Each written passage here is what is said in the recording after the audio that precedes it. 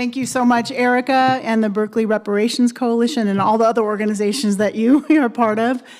So I think we're still troubleshooting the live stream, which is too bad, but I will not, I know we don't have, tons of time this afternoon, so we'll have to keep going with the program. I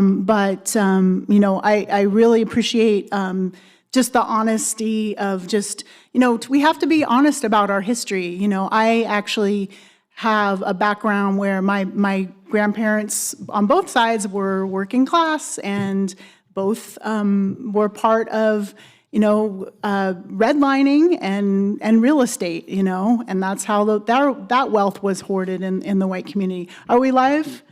We're live. All right. Uhuru. Uhuru means freedom. I'm so excited that we are up live streaming on YouTube, Uhuru Solidarity. I'm sorry that we had some technical difficulties, but we are here, and soon we'll find out who's tuning in from around the country. This is such an important discussion, not just for the U.S., but for the world, because reparations is an international issue.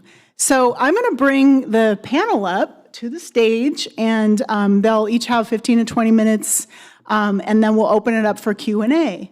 So first I want to bring up and welcome Bakri Olatunji, who's a longtime member of the Uhuru Movement, and he's currently serving on the International Executive Committee of the International People's Democratic Uhuru Movement.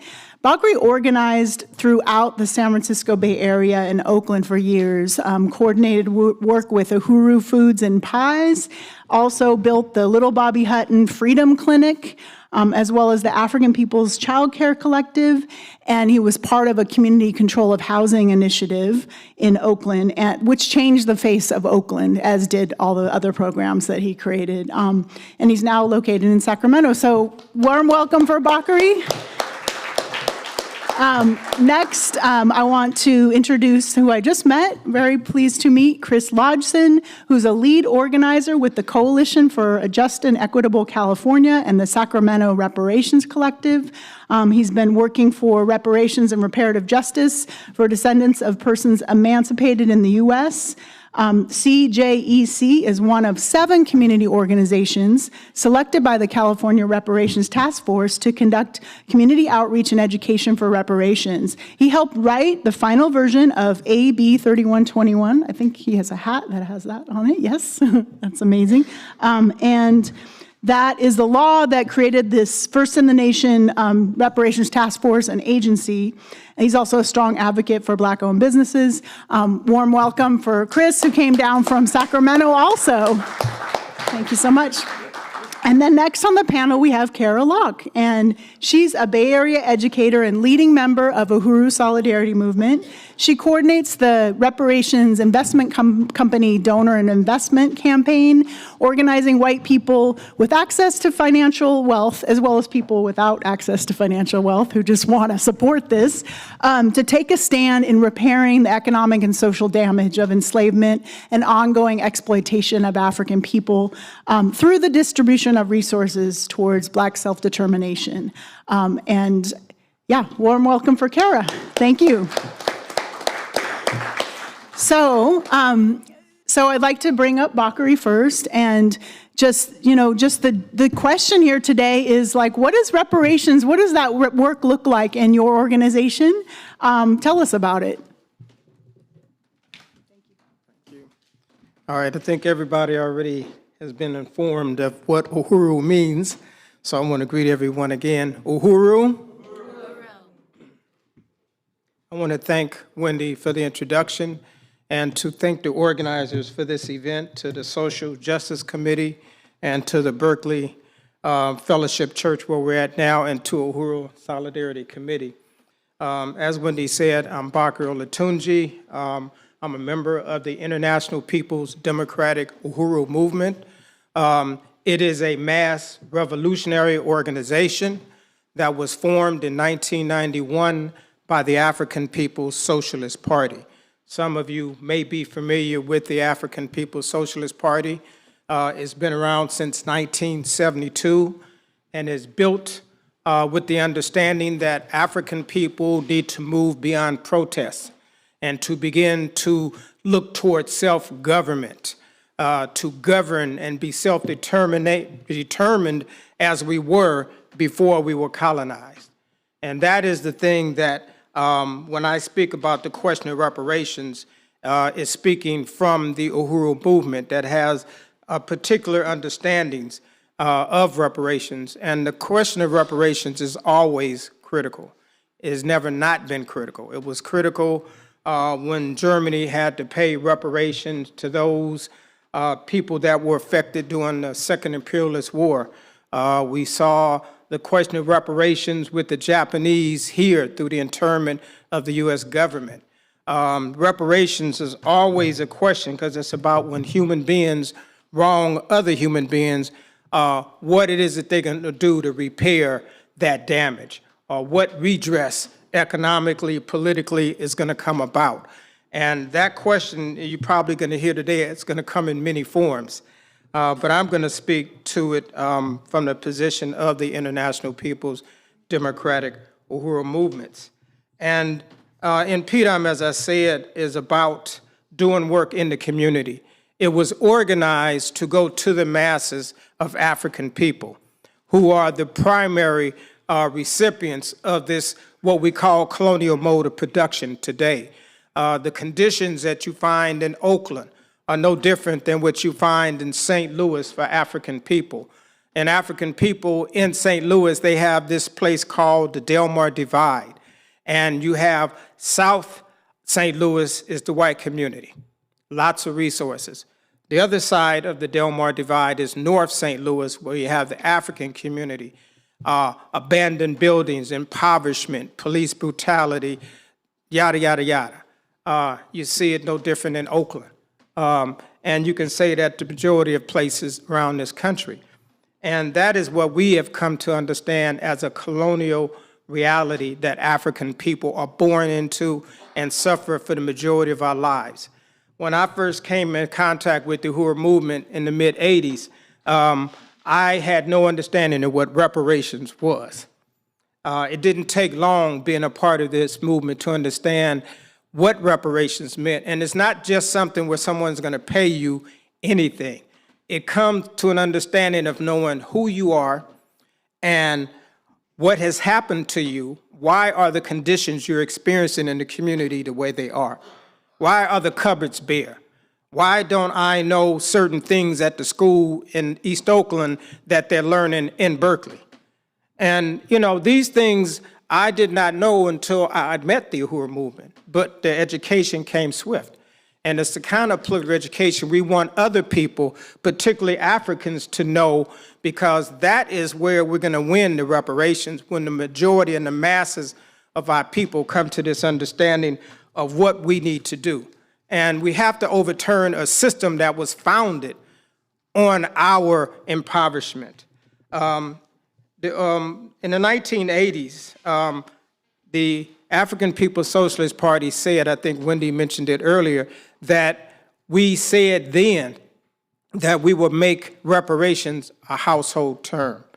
And that has been a part of the Uhuru movement's work from the 1980s, and it has been doing it, and we're going to say more about that, and you're going to hear more about that from Kara.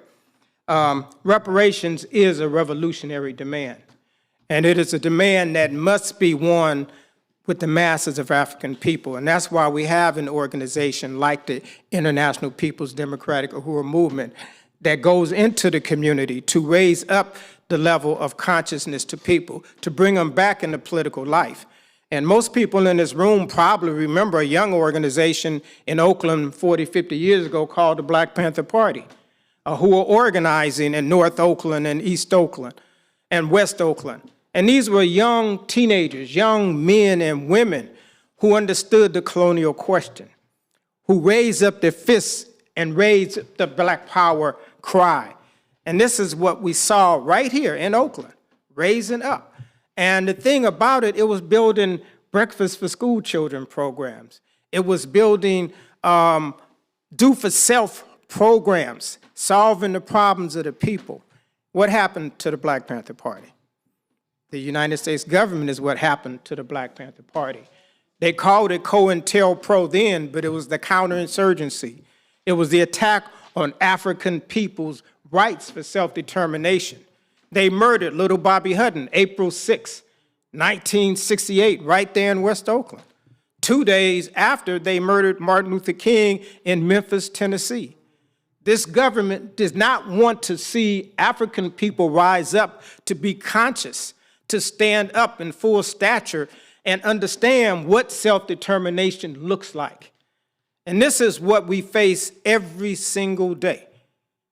You go to the schools to try to learn about history, you're learning about colonial history.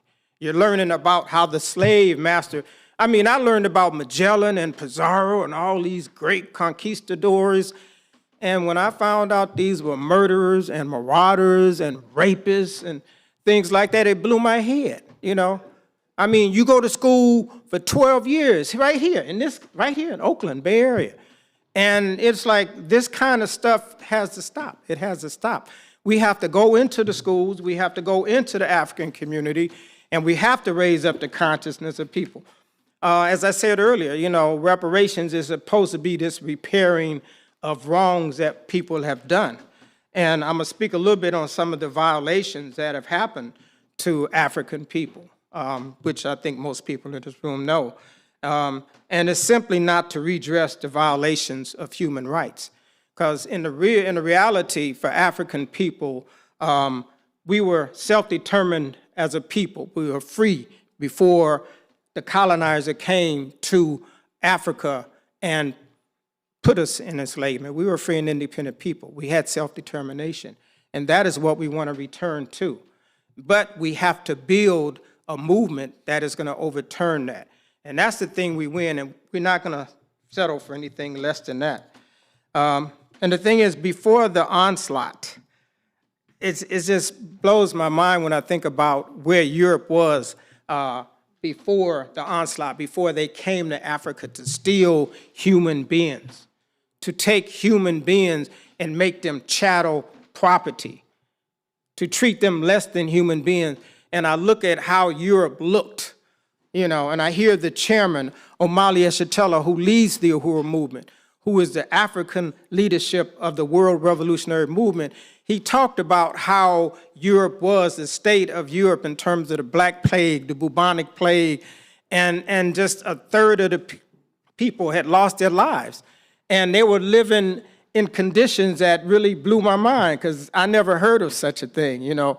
And we have to understand that when these people set out, it's not like they set out, as the chairman says, to go borrow a cup of sugar. They sent fleets of ships around the world for nutmeg and spices and things of this sort. But the thing is, they went to places around this world and brought a whole lot of resources back to Europe. And it overturned that system, that disparity you saw in Europe. You saw wealth build up England and all of these things. There used to be warring tribes in Europe. All of a sudden they become unified. It becomes a European entity, whereas before it wasn't, it was divided. But is that unity of Europe and its peoples that came at the expense of Africa and its poverty, and it just, the whole division of African people. And it's like, it's crazy. And, you know, I think that people have to be reminded of the fact that the stolen wealth produced by Europeans comes at the expense of Africa and African people. When you look at people living up in the hills in Berkeley and people living on the flatlands in East Oakland and some parts of Berkeley, that's not because people work an honest day for an honest meal or done anything like that. It's part of the colonial mode of production that is still going on today that was happening then. And it is incumbent of us as Africans to go out in the community, those of us who have joined organization and become conscious of this, to go into the community. As an example, in 1801 to 1862, the amount of cotton picked daily by an enslaved African was increased to 400%. For 60 years, they pushed Africans to the brink of death. I think even in Haiti, it's been written, they say that they were average lifespan of an African brought over from Africa was, I think, 7 years. And after they die, what do they say? Go get another one. That's the kind of resources that was, people say, what's that term? You can't squeeze blood out of turnip. But the thing is, we were the turnips, and they squeezed more than blood out of us. And the reality is that this kind of labor is really what rests on this colonial mode of production. We still see it today. You see people like, what's this guy who's in the White House? What's his name, Trump? You see him and his buddies and the Epsteins and all of these forces out here living a certain way. And like the chairman always says, that the class, the white ruling class, has an organization that looks out after the interests for the whole class. Some of the class are misogynists. Some of the class are bedwetters, wife beaters, but there's an organization in that class that looks out for the interests of the whole class. The International People's Democratic Uhuru Movement is looking after the interests of the African working class. We have to bring African people back into political life. We have to have many Bobby Huddins and bring them back into political life. And that's the job of the International People's Democratic Uhuru Movement. And the stolen labor has just produced some of the greatest wealth that has, in terms of human history. In terms of human history, there's been no wealth greater than the wealth that's been produced by African labor. And the beneficiaries of that has been the European, quote, nation. And I say nation because there was no such thing as a European nation before the onslaught of Africa. And we talk about the colonial mode of production. And today that's being experienced right here in the Bay Area. 1 in 8 African people in prison in the world today, on the planet Earth today, are located right here in the US. 1 in 8 African people who are imprisoned on the planet are right here from the United States. That is a serious kind of thing. We know how many prisons. I've been driving throughout California lately, and I look at all the prisons I'm driving past going to San Diego. I look at the prisons I'm driving past going back up to San Diego. And I know that these prisons are full of African people. And I know about the labor in these African prisons. When they go fight all these fires they've been talking about recently, paying people $1 or $2 to be a part of the force, to go out and put their lives on the line. And you get all these things about the first responders, but you hear nothing about the Africans on the front lines with these fighting these wildfires. And even here in Oakland, I think it was said that the median income was somewhere roughly about $107,000 annually. And yet you see it's annually, on average, $37,000 for African people here.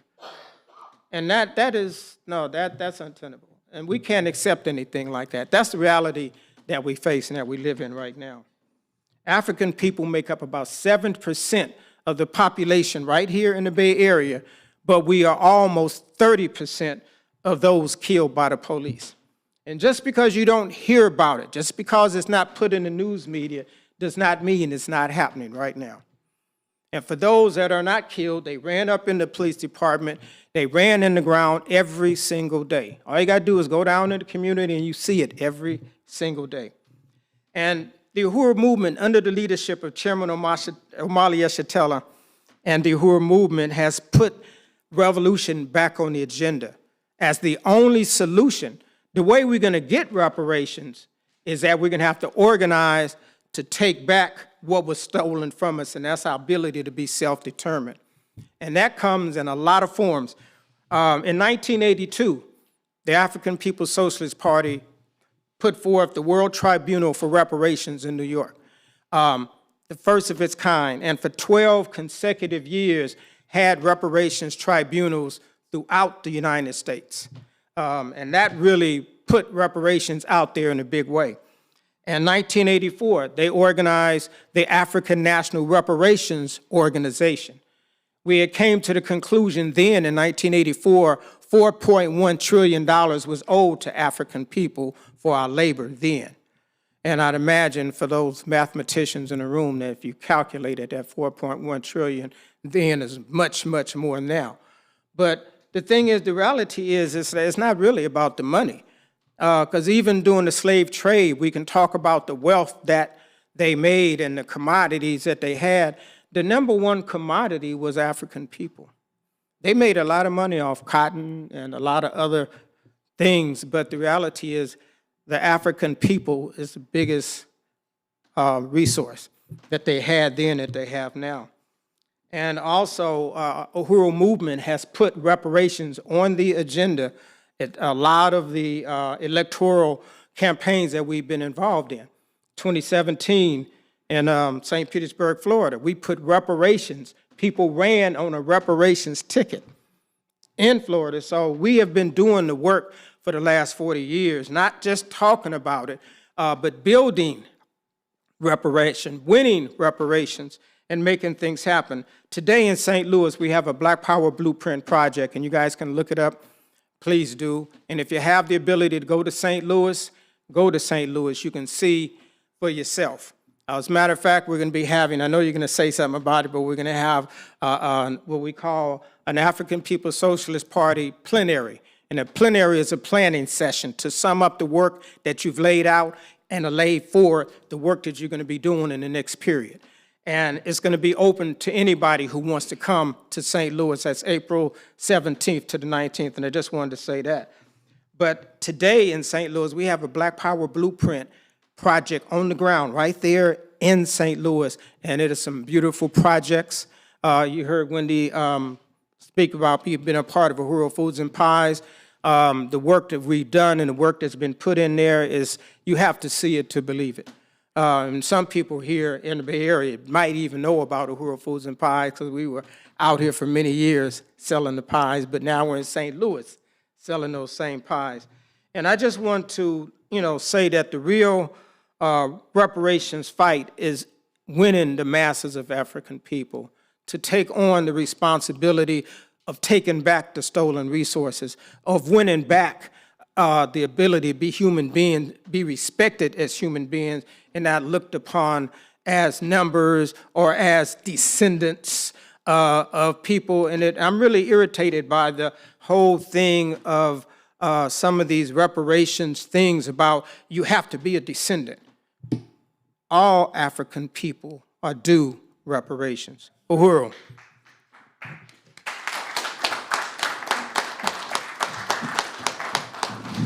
Thank you so much, Bakari. One of the quotes of Amalia Shatella that always comes to mind is that Africa is not poor, Africa is being looted. And so when we talk about reparations, we're talking about African people everywhere and the ongoing extraction of resources and genocide that's happening.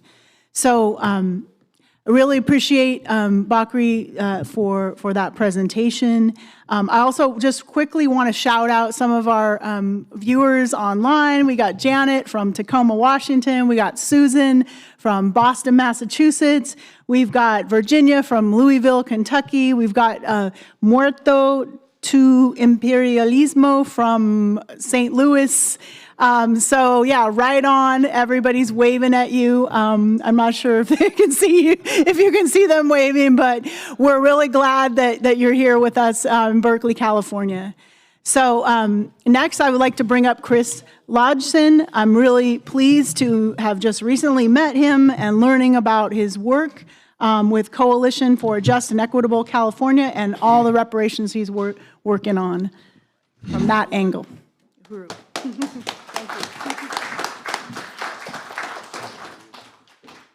One, two, mic check. Okay, so I'm from New York originally. Okay, you probably can feel that already, kind of. Okay, so you're gonna hear that in my accent, hear that in my voice. Just preparing you. Saying what's up to everybody also on the live stream as well. Peace, peace, peace, peace. Thank you so much for joining. Thank you everybody that's here in the room. I'm not gonna even try to take the mic off, but normally I walk around and talk, so I may be kind of just flexing a little bit. So I took a bunch of notes, but the first thing I want to say is, hello, Dr. Weisinger. Peace, peace. Good to see you again, as always. Please show love and send my love to Dr. Ashley also, Dr. Ashley Adams over there, and the Black Reparations Project and the whole amazing work that the Berkeley Reparations Coalition and Commission and the amazing work that y'all doing, the Berkeley USD, Berkeley, period, Thank you for having me. Shout out to my San Francisco family, San Francisco Black Jewish Alliance family in the building. Thank you so much. Appreciate y'all. Peace, peace, peace. Some of the most consistently showing up is reparationists in the state sitting right here with us right now. So thank you. Appreciate y'all. Been up to the Capitol with us probably more times you can count, at least probably last year, at least, and more coming. Okay, all right. So I'm gonna talk about that. I'm gonna talk about what we do. A new mentor of mine always kind of just told me recently that never let people leave wondering who you are. So I'm gonna tell you about who I am. Okay? From New York, got my start in community organizing, advocacy work. If you count officially, I would say 2009. I was working inside of New York City homeless shelters while I was unhoused myself inside of those shelters. So I was inside of the shelters helping to make it better because it was horrible in there. And that was kind of the start of kind of where I am today, although it's on a different coast. But I started and, sometime in around 2015, 2016, 17, made my way out here to California and got involved in what would become what I call the 21st century reparations movement, the new generation of reparationists. Most of us met each other on social media. We met each other on YouTube and Instagram and Facebook, to be honest. A lot of the work you see right now at the state level, most of it actually, if not all, is the result of people who found each other on social media, on YouTube podcasts, came off the YouTube podcast sometime in like 2016, 17. I remember, posting that, if you were looking to organize for reparations in Sacramento, come to my home, come to my place, and I'll send you the address and just DM me. And 3 people showed up. I tell the story, 3 people showed up. I was one of the 3, okay? And that was kind of the beginning of what we started organizing in Sacramento. Eventually, we would go on to connect with folks statewide and across the country, and then go into the Capitol to first work on this. So this is AB 3121. I do teach civics, whether you were mentioning the prisons. I teach policy and civics in prisons. Also teach them at Grant High School in North Sac, so let's talk about that. I have a class on Fridays at 4 with about 10, 15 kids, and then about once or twice a month I go into one of the prisons and I do a policy, civics. I kind of feel like it's teaching people, it feels like I teach people how to discover their own power, because it feels like that's what's happening when people kind of feel it. So, long story short, okay, let me get to who I am, more to who I am. So eventually, at some point in 2017, 2018, we start to go into the Capitol and talk to people about reparations. And somebody we talked to then was Assembly Member Dr. Shirley Weber. This was in 2018 or 2019. She would then go on to write the final version of this thing that I was just kind of pointing to, right? This thing, Assembly Bill 3121. AB 3121. That bill created California's first in the nation reparations task force. We helped write the final version of that law. We, not just me, so thank you for the love and the intro, but it was definitely a group effort. And really, we call ourselves regular black folks. We don't come from politics, et cetera. We come from just regular life, we call it. So we didn't know how to write no bills, no legislation, no how to do anything like that. But we eventually started talking to their office, and they said, hey, with the help of a very amazing young intern in her office, Maureen Simmons, who I believe was a student at UC Berkeley, if I'm not mistaken. So a student at UC Berkeley was in Dr. Weber's office, Assembly Member Weber's office. When we took the meeting, Assembly Member Maureen said, we said, we want to work on reparations, and Maureen said, I'm already there. I'm with you. I've been following this stuff online too. We have a proposal coming next year. Would y'all like to help us write it? I said, sure, of course. And then we worked with Maureen in the fall and the summer. And then in 2020, January 2020, Assembly Bill 3121 was introduced. That bill created California's first in the nation reparations task force, as I've said probably 3 times now. That task force worked from 2021 to 2023 really to do 3 things. First, document the harm, okay? What is California's role and responsibility in enslavement and the things that came after slavery? Educate the public was job number 2. Share what it learned. They did a bunch of community hearings, public hearings. We did a bunch of community and public hearings ourselves, went around the state. And then 3, tell people what the remedies, reparations need to be, okay? And then put all that in a report, give it to the governor, to the legislature, Senate, Assembly, and then put all those things into place. That started in 2021. The task force finished their work in 2023. And now, since then, we've been working to take those recommendations and put them into reality. Okay, so turn them into actual things that actually happen. I want to jump forward here a little bit because, and then kind of just mix in a little bit. We'll kind of talk probably in the Q&As too, but just so I want to just sort of step back to the definition of reparations, because I said it 1,000 times. Family has said it here. It will be said again. And that's why we're here. We have a very specific and very, we think, easy to understand definition of reparations. And it's controversial, but it's controversial, we think, good. All right. Somebody told me one time too, like, if you're not making people uncomfortable with what you're doing, then you're not doing it right? At least sometimes, okay? So we are completely focused on the economics. Okay. Reparations equals income plus assets plus lineage, period. Okay. All the other stuff is great. We'll take it too. We're owed it too, and it's some stuff we're owed not for enslavement, et cetera. We're owed stuff because we're citizens of this country, and we are. Okay. We built the country. I'm not building a country and then not becoming a citizen of it. And I'm not going anywhere else either. I'm not going to build this one, then leave and go build another one. Okay? I want this one. Nobody can have it if we can have it, right? Okay. The definition of reparations, and this is going to, if it's uncomfortable, let it sit, all right? It's supposed to, right? This is the growth happening, okay? We're all growing together here. This is for me too, by the way. This is for me too, okay? So, very focused. We and our ancestors worked specifically in this country, not anywhere else, this one, for 250 plus years. We owed money for that. Please put your hand up if you're blessed to have a job or have had a job in your life and blessed to be retired from your job. I wanted to be one of those people with you. Okay. Every one of y'all get a paycheck, right? Everybody get a paycheck. You went to work, you expect a paycheck.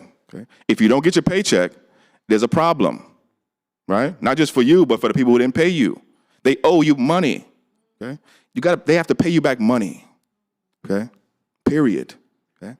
And the things that equate to money. Okay? Because this is America. This is America. We know this. We all got here today in a car that needed gas with gas money. And we have clothes on that cost money. We have kids we take to school. We have everybody here got a cell phone right now. It costs money. Okay? These are the things that make this country move. And these are the things that we're owed. It's not just that. The economists who work for the State Reparations Task Force told us that, so it's wealth, right? Income and assets. Wealth is the single best way to understand the impact of the past on the present. Okay? So if you want to understand the impact of the past on the present, you need to understand wealth. Okay? Wealth is mostly accumulated by the generations before you and then given down to you, right? And then you kind of repeat that process, okay? So if you want to understand the impact of enslavement on today, then we look at the wealth indicators. We look at the wealth gap, right? Okay, right? Absolutely. But wealth is not only that, right? Wealth is also the best way, at least the economists who work for the task force told us, the best way for us to understand, well, let me put it this way. Wealth is related to all the other things that we care about. Your health, your education, home ownership, not being in prison, et cetera, right? The wealthier you are, the healthier you are, generally. The wealthier you are, the better school you get to go to, generally, right? Okay? We don't like it like that, right? We like, well, right? But that's true, okay? So I'm on the definition of reparations here. I want to stay here just for a couple of minutes, and I want to jump to what's going on at the Capitol. Okay? So we in the bill that created the task force, the California Reparations Task Force Bill, AB 3121, there was some language in there that said the task force recommendations need to connect to, adhere to, make sense with, align with the international principles of reparations. Okay? So the 5 international principles of reparations, right? Compensation, restitution, rehabilitation, guarantees of non-repetition, satisfaction. Okay? Yes, so according to the United Nations, reparations equals compensation plus restitution plus rehabilitation plus guarantees of non-repetition plus satisfaction. So compensation, that's what I've been talking about, the direct monetary, took your money, give you your money back, okay? Or wealth back. Okay? Restitution, this is the return, put it like this is the restoring of you to where you would have been, could have been, should have been, had the things that happened to you never happened in the first place. So things that do that. Okay?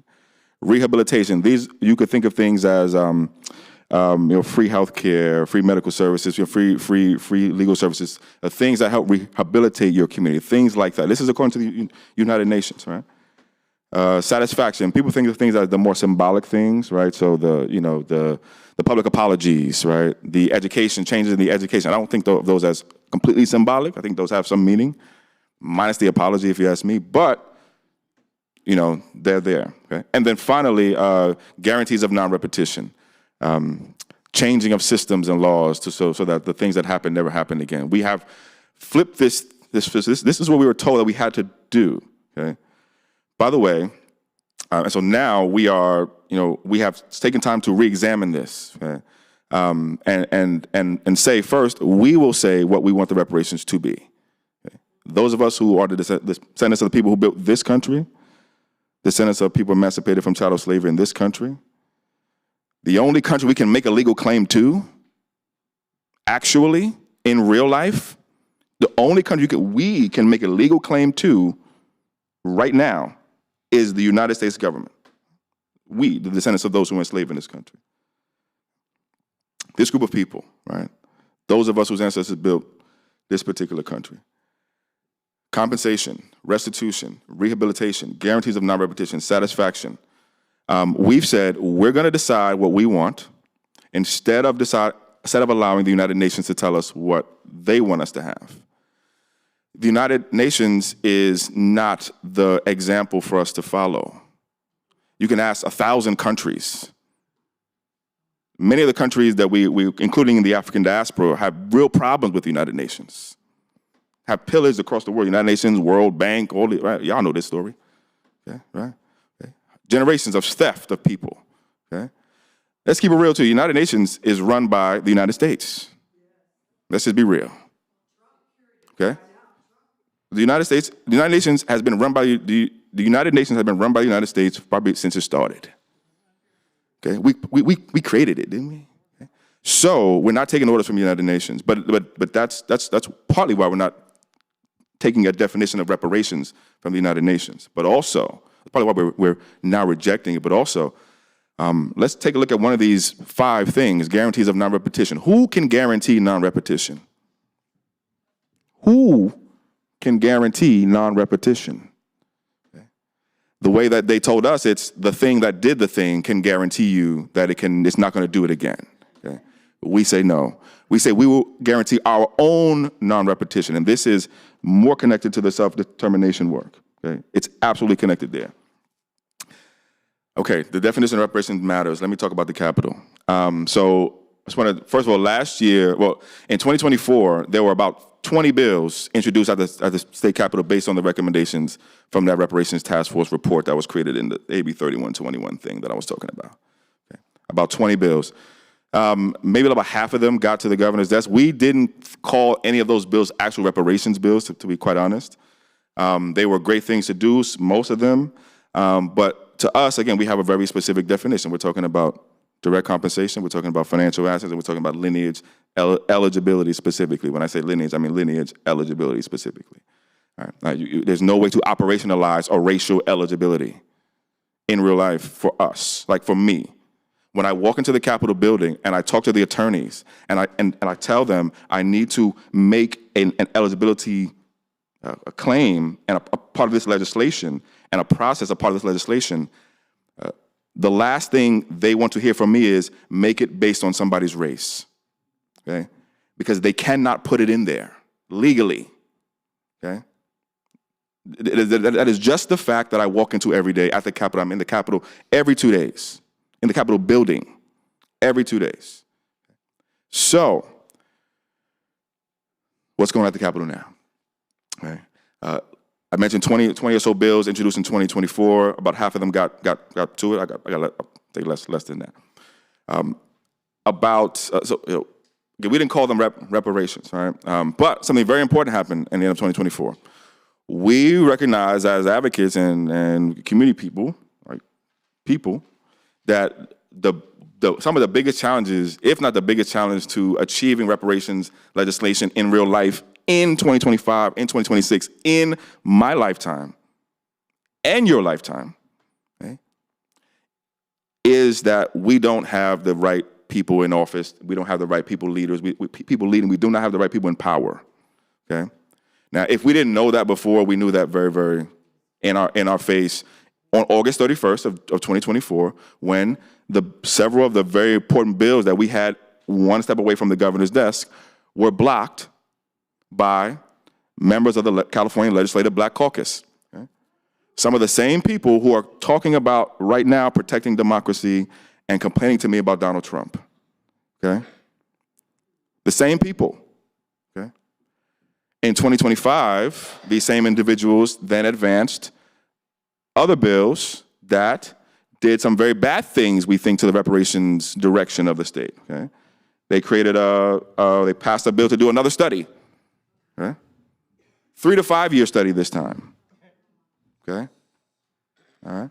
And then they passed a bill to create a new government bureau 5 or so years later that may do reparations if we pass reparations bills along the way.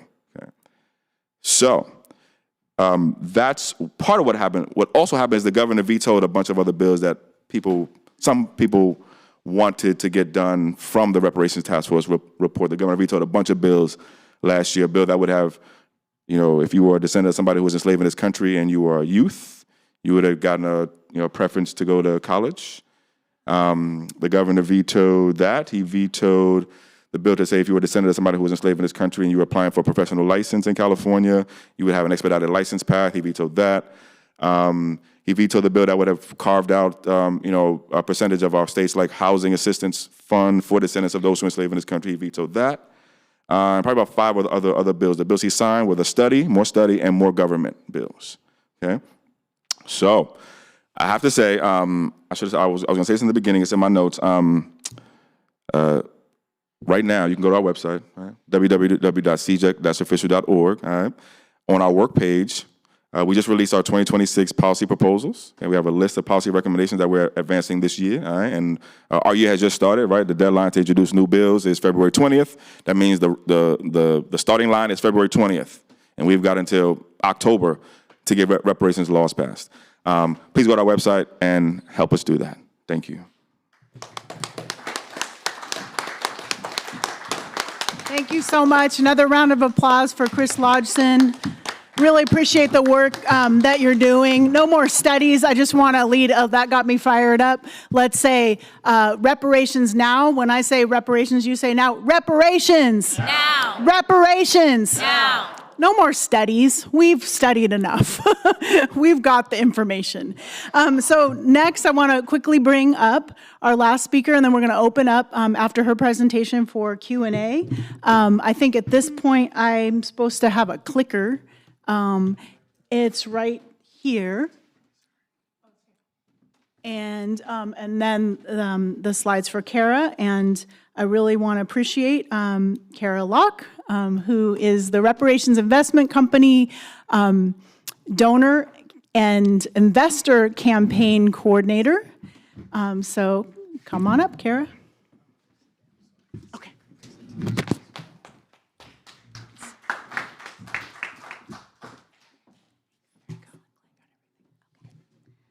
Hello, and Uhuru, everyone. Thank you so much for being here. My name is Kara Locke, and I am part of the Uhuru Solidarity Movement. And the Uhuru Solidarity Movement is the organization of white people working under the leadership of the African People's Socialist Party that Bakari had mentioned earlier in his presentation. We believe reparations are owed to African people for hundreds of years from slavery to continued oppression to today. And as white people, we sit on the pedestal of privilege based on the enslavement of African people and the genocide of the indigenous people. Reparations is actually a self-criticism for white people because the work we do is not about unlearning racism and changing the minds and the heads, the ideas in the heads of white people. It is actually taking a stand against colonialism or the colonial mode of production, which keeps the power in the hands of white people and the ruling class. Oh, did I go wrong? Okay. Got it. Okay, great, thank you. The Uhuru Solidarity Movement is a mass organization of the African People's Solidarity Committee, and currently we have members in 130 cities all over the US, Canada, and even in Ecuador.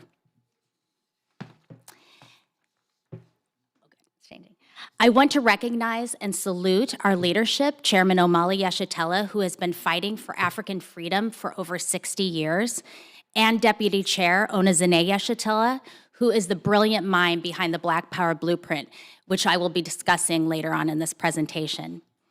Our understandings come from the leadership of Chairman Omali Yeshitela, who came out of the Black Power struggle and the Civil Rights Movement of the 1960s, and has made it his mission to complete the Black Power freedom struggle.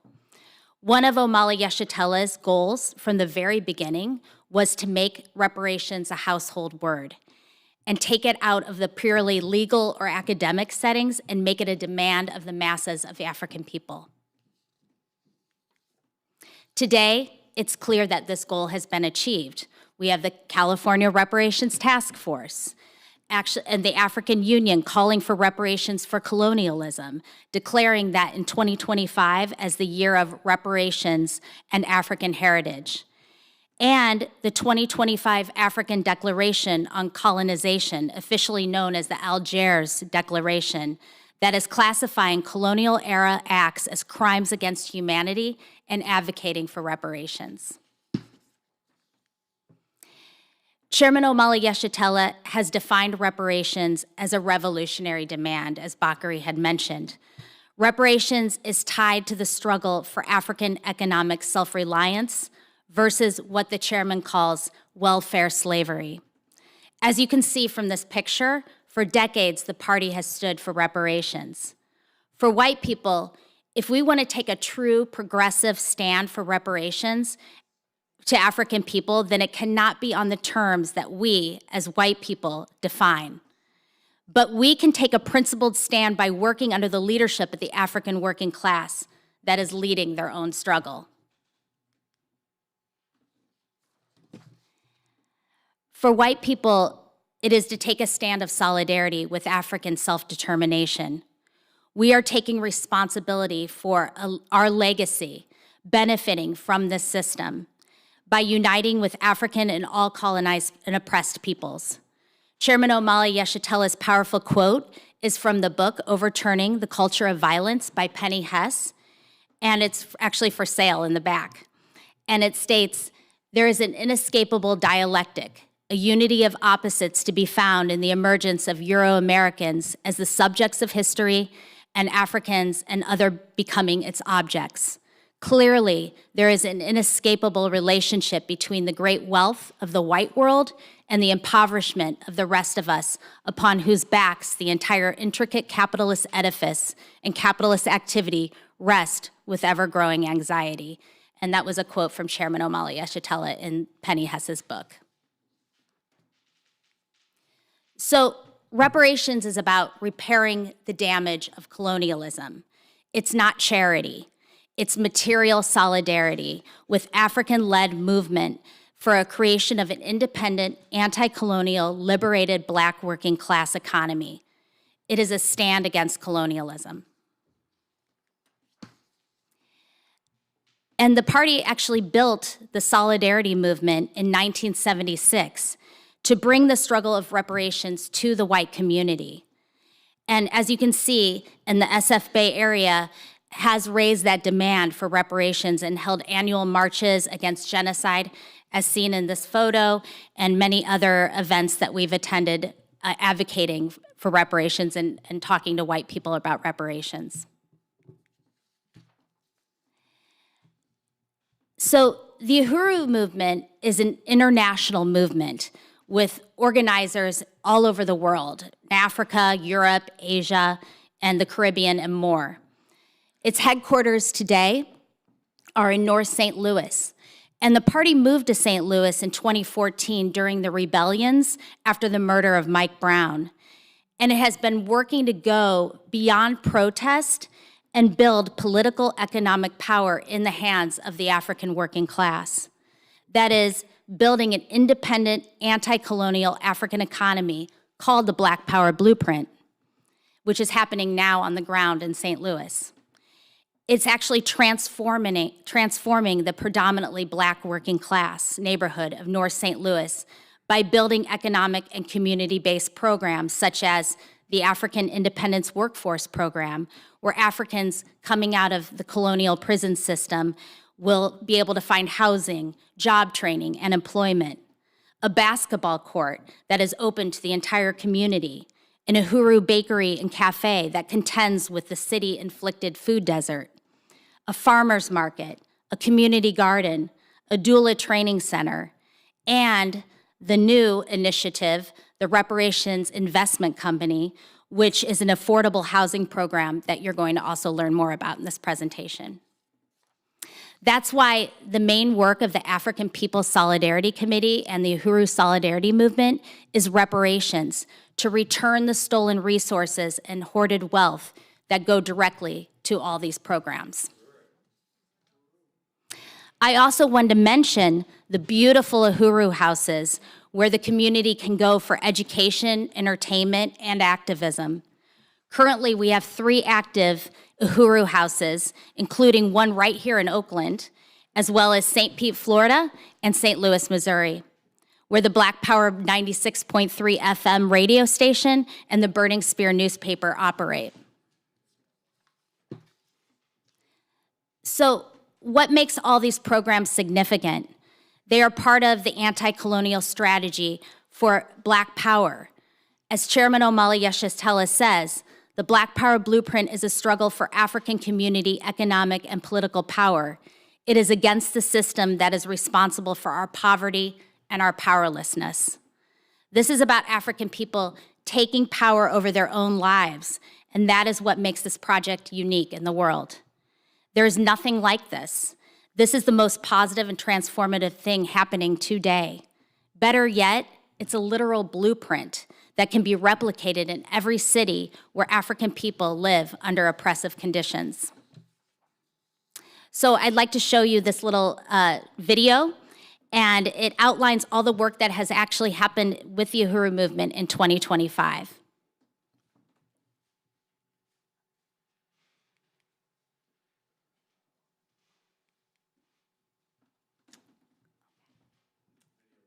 And do I just press? Oh. Okay. Well, it's on YouTube, so definitely check it out. It's called 2025, When We Fight, We Win.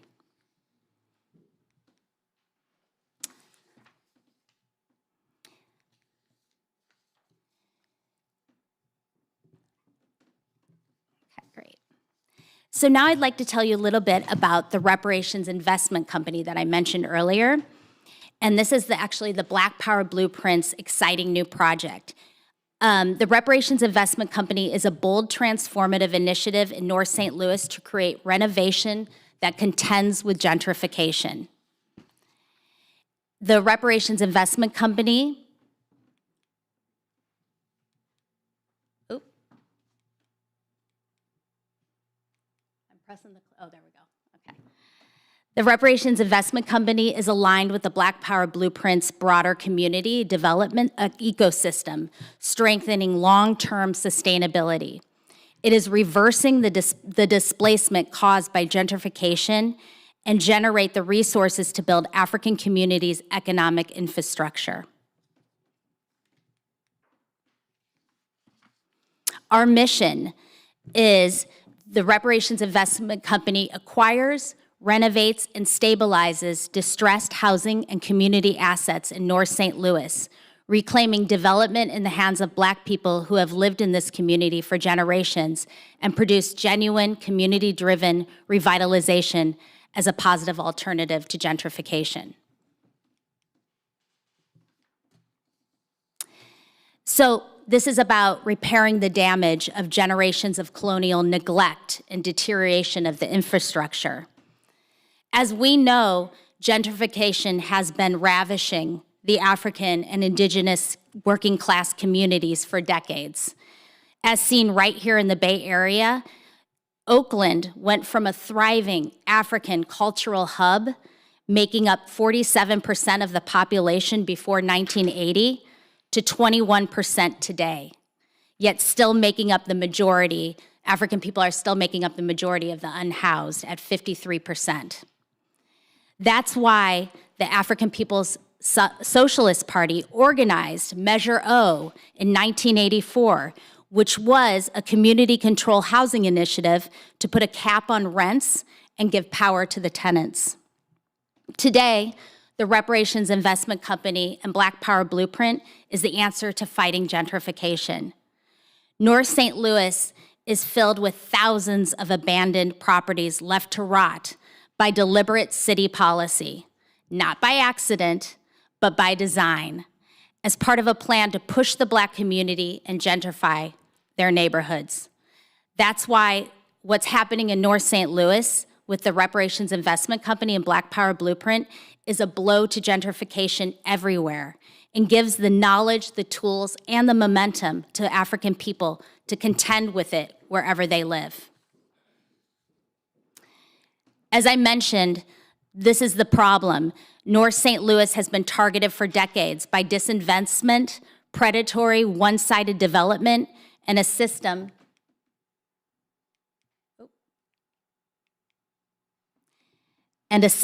designed to keep Black community locked out of economic power.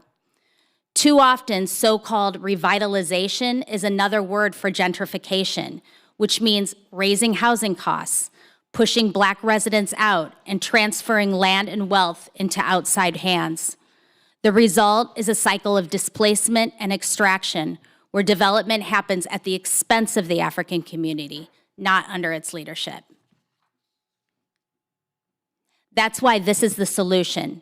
The Reparations Investment Company is designed to intervene directly in this cycle by building a reparations-driven model of community development that restores and improves housing stock without displacement, anchors neighborhood stability through strategic renovation and stewardship, expands Black community control over land, housing, and economic life, and builds a replicable model of reparations and justice-led development. So, what does reparations look like on the ground? That's what we see right here with the Reparations Investment Company. It's the direct answer to that question. It looks like restored homes, stabilized neighborhoods, and a community building power through ownership and development under its own leadership. St. Louis will become a model city of reparations and justice. You can see here 2 of our current housing projects of the Reparations Investment Company.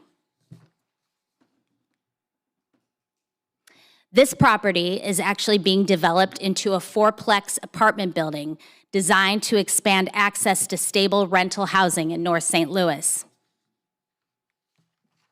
so that it will go from this to this. Another property in North St. Louis is being renovated as a future home for sale. This project focuses on restoring the property to a safe, high-quality, move-in ready standard while preserving affordability. So, if you're interested in becoming an investor with a Reparations Investment Company, this is what it means. Reparations Investment Company offers a fixed return investment opportunity to support rebuilding North St. Louis. And if you are interested, you can schedule a meeting to learn more about becoming an investor today by emailing info@uhurusolidarity.org or talking to me or any of the other people here after the event.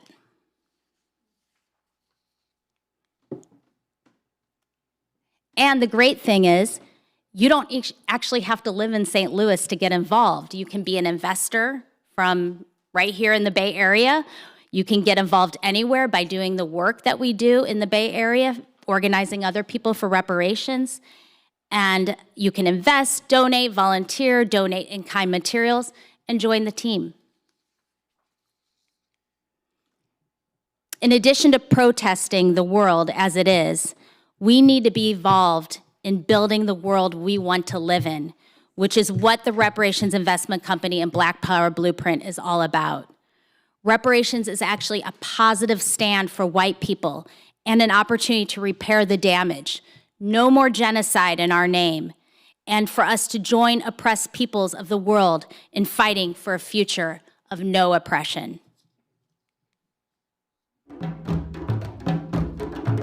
I want to end with this powerful clip from the chairman, Omali Yeshitela. Anything to do with it? I didn't have anything to do with it. Slavery is both our legacies. It's mine and it's yours. You inherited the wealth of slavery, and I inherited the poverty of slavery. I am determined to change this legacy that's been left up to me. If you don't change yours for yourself, I'm going to change yours too. So it's best for you to join this one and both of us.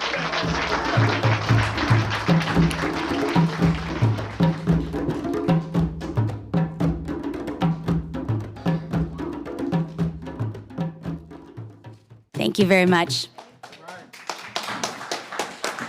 All right, fabulous. Thank you, Kara.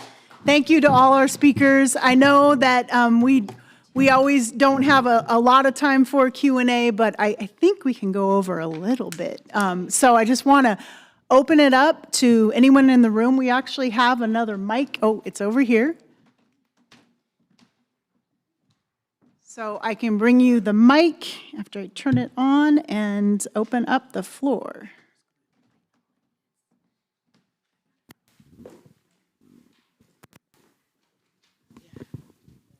So thank you. Linda Parker Pennington, or LPP, from the San Francisco Black and Jewish Unity Coalition. Thank you for the shout out, Chris. So we have an opportunity in California now with, there's at least 9 Democratic people running for governor. And so you mentioned the legislation that did not get pushed forward by our current governor. And so the other night, Katie Porter was actually at Manny's in San Francisco. So I asked her the question about reparations, and she said the following. So she said she will pass any package on reparations that lands on her desk. So that's the good news. The bad news is, how are we going to get a package to land on her or any governor's desk the way the dynamics are occurring now? And what should it consist of as a minimum viable proposal for reparations for those impacted here in California? I'll start on that, and Phil, I would love to hear the thoughts too. Thank you for the question. Thank you for the question to Ms. Porter. And I will take that back to the team and tell them what you told me. We at the point now where we've heard everything from these people, and then it's more about you tell us what you're gonna do. You tell us what you're gonna do about what you do, right, with your actions. So we'll so that's something to definitely say. But thank you for sharing that. Okay, so getting a package on the governor's desk, I think, to make that more successful in the future, I think there's a bunch of things. Kind of what I said earlier. One, there has to be, we have to change the people who's voting on the bills. There's not enough people who are supportive of what we want in the Capitol, and this is saying that with, like one-party control for since the 1980s, okay? So the Democratic Party has had the state of California Capitol since the 1980s, or something like that. Supermajority, could pass any bill, don't need one Republican at all. to pass a bill for the last 40 years. The people who are in the way of the thing that you're talking about, getting a bill on the governor's desk, are Democrats. Some Democrats, in particular. So I think one thing that has to happen is that these next several elections have to change the composition of people who's there. Some people have to leave. Some people have to come in. People who don't support reparations with their actions have to come out, and people who have supported reparations in the past in their previous life and then come in, and they have to be put in place. That's one thing that has to happen. That's a whole process of itself. It could be a whole panel on that probably. The second thing is more people have to get involved who don't know already about what's going on. So more people have to know what's going on, and then more people have to get involved. That's work largely on us here, everybody. Then what should it be those are two things that have to happen, and those two things are happening, by the way. So those two things are happening. Okay? They are happening. What should be in the package, and we just put out the proposals this morning. A set of proposals, again, check it on our website, cjec-official.org, on the work page. We want the state to do a few things. One, the state has to cut the check. Okay? So it has to cut checks. It has to pay us for what we're owed. So we've said that the state should this year put at least two proposals in the state budget.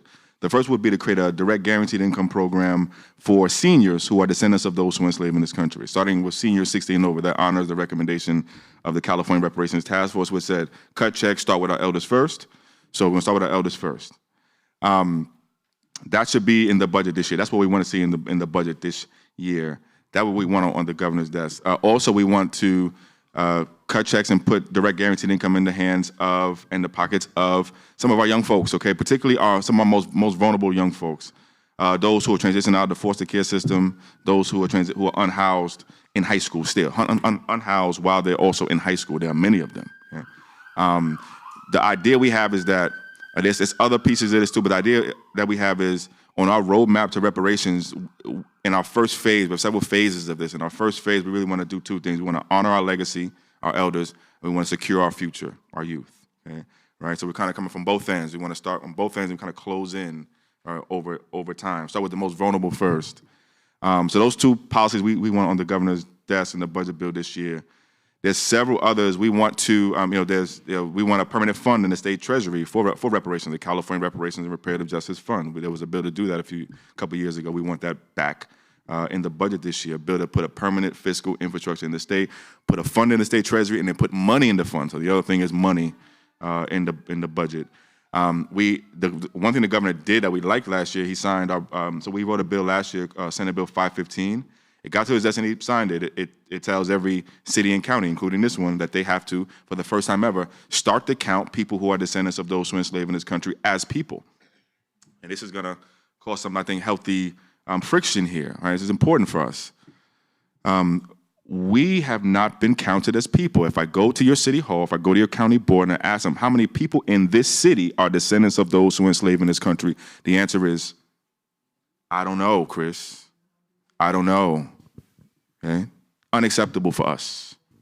Hundreds of years here, built this country, not counted as a people at all. Okay? So the governor signed our bill last year that every city and county, starting with public employees, and on the 1st of January 2027, will have to have a new category of data collection for people who are descendants of those who were enslaved in this country.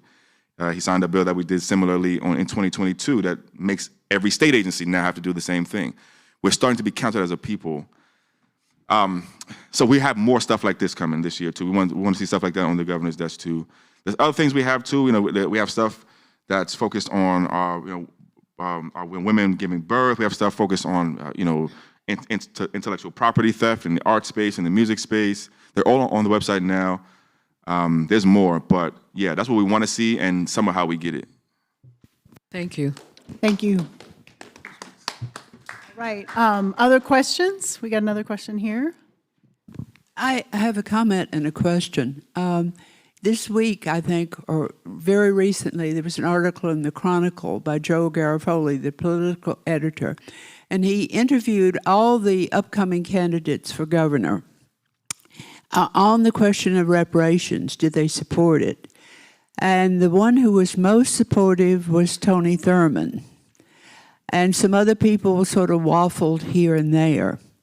Which brings me to the question I want to ask. You mentioned that the Black Caucus took actions to sabotage what progress was being achieved on the question of reparations. Could you say more about that? Yes. So, and then thank you for the question, of the question about the governor's debate forum. I saw the story. We've been looking at it as a team, which is why I was very interested in what you just said, because it sounds a little bit different than what was being said in the forum. So that's helpful to hear what you just said about what Ms. Porter said when you asked her directly, because she was asked a very similar question, same thing at the forum, and the answer sounds different than what she said. All right, there were 3 bills that we had one step away from the governor's desk, really. So we were waiting on a final vote. We were at the Capitol for a final vote on 3 bills. The first bill would have created a way for people to verify and get their genealogy checked, right? To do genealogy to confirm that you are a descendant of somebody who was enslaved in this country. Not hard to do for most of us, right? But there has to be a way to do it, right? And we have genealogists, and State Reparations Task Force work with genealogists, some of them whom are right out of here in the Bay Area, work for local and also national African American genealogy societies, et cetera, et cetera. To create a way for people to stand up and be counted, right? To verify that they are of this amazing people. There was a bill to start to return property to these individuals also, to the stolen property. The state took property from us. Here in the Bay and elsewhere, there was a bill to return property to these individuals, start the process. And there was a bill to create that fund, that reparations fund in the state treasury. Those bills got close to the governor's desk. We were at the Capitol last day. We were waiting on the vote, literally there to celebrate only. Long story short, we were told, minutes, hours before the vote's supposed to happen, that the governor has a problem with these bills, Chris. He's threatening to veto these bills if they come to his desk. And so you need to change the bills on the last day. This was the last day of the year. Change the bills on the last day of the year. Or if they get to his desk, he's going to veto them. Or the Black Caucus will hold the bills and stop them from getting a vote at all. Okay? The Black Caucus chose the latter. Stop the bills from getting a vote at all. The same protect democracy people. Okay? That same year. Okay? So that's what happened.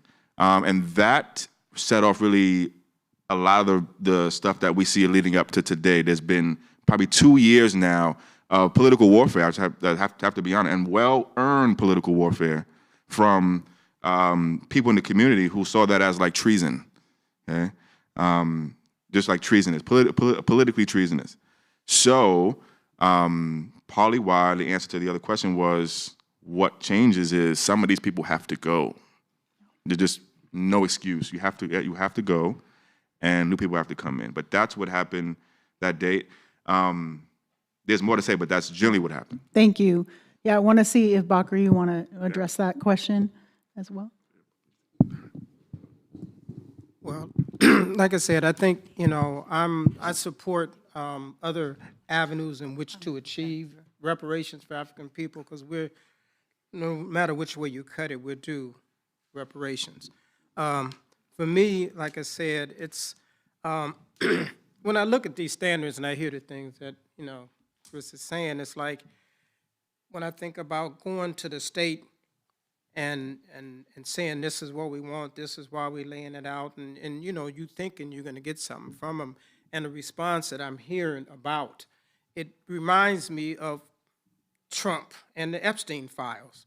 It's like going to Trump to say, give us full disclosure of the Epstein files. You kind of know what the deal is. He ain't going to commit that to let you see what he's about. You know what he's about. But the reality is, I think we have to be able to see beyond the bill, and like even what he's saying, you still need to uproot these people who aren't doing right. You still have to go to the masses of the people to vote them out. So we have to go to the people. And that's my thing. And even from his end, from my end, you can't do nothing without the people. It's the masses that we have to organize around the question of reparations. So that's the only Right thing I on. got Thank to you. contribute. Let's see, where is the microphone? And do you mind passing it over to Phoebe? And then I see your question here, too. Hi. My question is, if through genealogy the descendants can't be proved, I wonder if DNA testing might be useful. I know it has some complications and some risks, but wondering if that's being considered. And I hope you don't mind if I make a comment also. I have 2 packets of signing papers for 8 progressive candidates for state office. I'm going to put them on the piano over there. I have to turn them in right after this. Signing them does not mean you endorse the candidates. It just helps save on the filing fee because, as you know, it's very expensive in this so-called democracy to run for office. They are socialists. They are Green Party and Peace and Freedom Party, which are both socialist parties. And as we know, the Democrats, as we learned from Bernie Sanders, there's no way the Democrats will allow a socialist to be elected, but we will keep pushing because that's what it takes. Capitalism is killing us. And so if you just sign the first page and print legibly your name and address, on the other pages, you flip the page, and the other pages, your signature is only needed, and I can copy the name and address later. Thank you. Thank you, Phoebe. And real quick, if you can pass the mic up to the woman here, I just want to read Namdi X Revolutionary on our YouTube channel right now as we're live streaming says, the question of our times is liberation, not a paycheck. So I'll share that. Hi, my name's Lena Robinson. Thank you all for being here today, as well as the people here to learn more about this.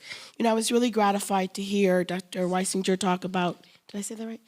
The model here in Berkeley, which is a very specific and defined way of approaching reparations. You identify how it's going to be funded and who's going to benefit. And one of the challenges that, even though I don't think it's a question of if or why, because for me, that's obvious, and for all of us, I think it is too. But I think it comes down to a lot of how do we talk about changing the regime and power, and here in California, and creating administrations that are open to moving forward with this idea of reparations, whether it's at the state level or at the national level. But how do we overcome their concerns about political suicide? And at the bottom line, that is what it came down to for Newsom. That is what it came down to for the California Black Caucus. And I think that's what it's going to continue to come down to. You take it to the masses, but here are the objection of the masses. It wasn't my ancestors. I'm an immigrant, so I had nothing to do with it. Black people are doing just fine. I grew up in poverty too as a white person, so why should I pay for it? Well, how do we pay for this? How do we get past those very real objections locally and nationally if we're ever going to see this happen? You talked about movements that happened back in the 70s and 80s, and we're still talking. But thank you all for the work that you do. Thank you for the question. No, I appreciate, thank you very much for the question. And the thing is, as long as colonialism exists, as long as there's a colonial mode of production, you will find that out of oppression comes resistance. So yes, we are still out here struggling against the very same system that has been living off the lives of African people. It's like a parasite. People know what parasites are. They live in you. They attach themselves to your intestines. You do all the work. They're getting fat. They're chilled, and what we have to do is flush that thing down the toilet. We have to get it out of our system. And it's not going to come there in terms of being nice to them and talking nice to them. I think we're going to have to go and give the truth. I think for me, this video that we just heard, what the chairman said, we're going to organize it as African people ourselves, whether we get support or not. You know, the thing is, there's the inherited legacy of the slave, and there's the inherited legacy of the slave master. And the slave will continue to fight and fight and fight, and we will win. So yes, we are still here, and we are still fighting, and I think that's really important, because I think right now, if we organize 10,000 people to go to that state capitol tomorrow, I guarantee you, you would have some attention. There were people who, what? With 10,000 people talking about reparations, they're not going to look at the color of these people, but let a lot of them be African. But I guarantee you, you're going to get a different reaction than somebody telling you we're going to have a new study. I guarantee you that. And it's going to take organization on the ground going to the people, just like people were organized to come here today. Yeah. It's the same process, and we have to do it, and we have to be armed with the truth. And we have to have conviction about that truth. So that's my response. Uhuru. Thank you. And I know that we are already over time. I'm so sorry, but I think we have time for one more question over here. Can you, let's see, pass the mic over to. Thank you so much. Uhuru, my name is Janine, and I'm a member of the African People's Solidarity Committee. Can you hear me? Okay. So, and I'm with Wendy and Kara. We're part of an organization that was founded by the African People's Socialist Party. And I say that to answer your question, is what about these white people who, I assume you're saying white people are like, I didn't do that. I was, I grew up in poverty. Why should I have responsibility? All those questions. I know what you're saying. That is why the African People's Socialist Party created an organization of white people to work under the leadership of the African working class leadership of the African struggle. So it's a way that, we're not just floundering out there as white people trying to do the right thing. It's like we are under the leadership, the direct leadership of the African Revolution or the African movement, and we build a movement for reparations to African people. I think that's been said. But I just wanted to say that's a strategy of the African movement, is to create a role and an organization where white people can have a principled and honorable relationship to the African movement. And then what our job is to go out and talk to other white people and say, it doesn't matter that you grew up in poverty, you still have a responsibility as a white person for what white people have done, for example. So that's our role. That's why we were created as a strategy of the African movement. Anyway, just wanted to say that, Uhuru. Yeah, thank you. Uhuru. So I lied. One more question or comment, whatever you have. Thanks. This might be too tangential to deal with now or in the time we have, but if you're familiar with the Make Polluters Pay legislation that's in Sacramento, it's taxing the largest corporations in California, which happen to be the oil companies, and using that money to repair the harms that they've done to the environment and to communities. And written into the legislation is some number, I'm terrible with numbers, but not an insignificant amount that is supposed to be dedicated towards frontline communities. I'm just wondering if any of you guys are familiar with that. It's got a lot of support. Almost all of our Bay Area legislators have said they'll support it. I think it's coming up in the next session. But when I've been to the meetings and I've gone to Sacramento for this, like I've gone for the reparations, I don't see representation from the frontline communities, and I hope they're at the table. You guys aware of what's happening with that? Jump on that real quick. I'm vaguely familiar with the policy that you're talking about. I think I talked to a couple of people last year who were working on this. And the State Reparations Task Force report had a whole chapter on environmental racism, right? Environmental and spatial racism. And that report had a bunch of specific policies specifically that targeted the environmental harm. We haven't seen really any of those. happen. What we have proposed this year too, by the way, it's one of the things in the proposals is, so last year we was all talking about the wildfires going on down in the LA area. We talked to people who lost their homes and people in those communities, did community meetings down there. Shout out to Camilla Moore, chair of the Reparations Task Force, who's been doing a lot of work in Altadena since then with communities there who lost their homes. They told us that they want, that they need, and it comes back to what we said, they need money because they haven't been able to get back into their house, and so they renting. Okay? So they need help monetarily, financially. Okay, that's what they need. And so we wrote a proposal to create what we call a disaster cash assistance program, right? Specifically to put direct financial assistance into the hands of descendants, people who were enslaved in this country, who are the victims of natural disasters.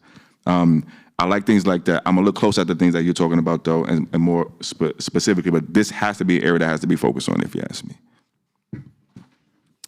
Thank you. So we are at time. I would just really want to appreciate our panelists. Let's give them another round of applause. Also, Erica, for your words at the beginning and your presentation on the Berkeley Reparations Coalition. Also, just again, thanking the Berkeley Fellowship Unitarian Universalists Social Justice Committee. Phoebe, thank you. We're going to pull up some announcements real quick, and there's some snacks in the back. Please take some. I want to also appreciate everyone who gave today. That's really important. Put in your money where your mouth is. We'll be here starting to break down, but if anyone wants to join as an investor of Reparations Investment Company, Kara's here. You can talk to her. Yeah, let's go to the announcements. And thank you out there in YouTube land for tuning in. If there's any other comments, I can read them. And let's see. Other direction. There we go. Okay, so just want to invite people to our meeting of the Uhuru Solidarity Movement. We'll probably send you this via email too, so you can attend. We meet twice a month on Zoom, and everybody's welcome. We talk about the work that we do. And then this is, Kara already mentioned this is February 22nd. There's so many different ways you can get involved if you want to have a yard sale, wine tasting, party, whatever. We're doing something called the Reparations Challenge. So there's all forms of reparations being done, and that goes to the Black Power Blueprint.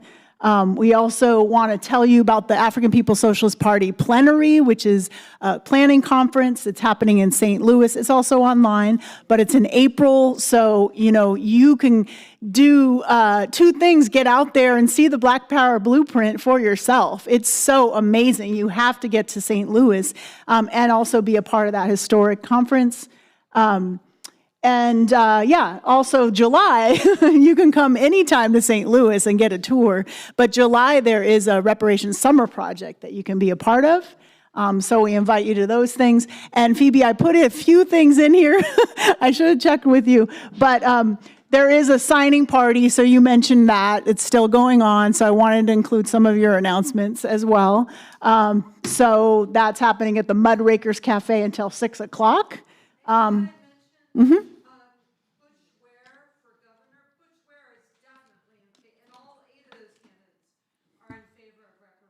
Awesome. Okay. And yeah.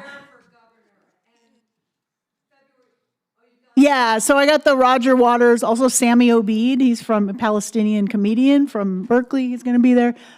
So a couple more announcements, training for tactics and safety for street action. So go visit Pete back there, who is personing the table for Uhuru Solidarity Movement. Go get some snacks. Come back to this amazing church tomorrow. They have service every Sunday at 10:30, and I never thought I would be a church person, but like you guys are convincing me, maybe I am, because I love everyone that I've met here. And we just deeply appreciate the ability to have this discussion here.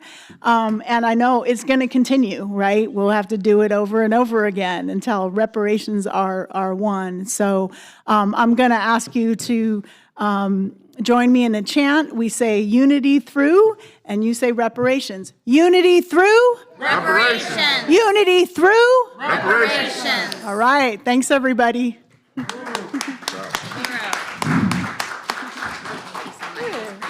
Pleasure's all mine. Pleasure's all mine. Thank you very much. It was a lot of fun. I knew I would. I knew it was going to be fun. Oh, me too.